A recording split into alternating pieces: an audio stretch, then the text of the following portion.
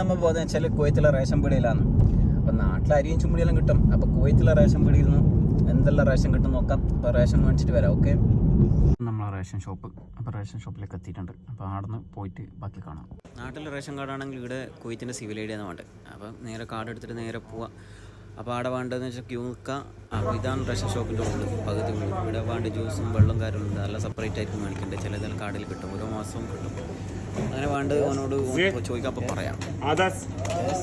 علي بودر واحد معجون طماط يبي عليه ليكويد يبي كم كرتون باقي كله هذا فول كريم لو فات this one no fat yes 9 carton 9 box this one okay tomato paste okay دجاج yes Sadiya. അപ്പോൾ ഞാൻ സാധനത്തിന് ഓർഡറും കൊടുത്തിട്ട് പിന്നെ ബില്ലടിക്കാൻ പരിപാടി. അപ്പോൾ ഞാൻ ചങ്ങായി വിളിക്കുമ്പോൾ പറഞ്ഞ് ഞാൻ റേഷൻ കടയിൽ അരി മേടിക്കാൻ പോകുമെന്ന് പറയുമ്പോൾ കഴിഞ്ഞ കുവൈത്തിൽ റേഷൻ പീടികയിലുണ്ടോ വെച്ചാൽ 2-3 ചങ്ങായിമാരിലുണ്ട്.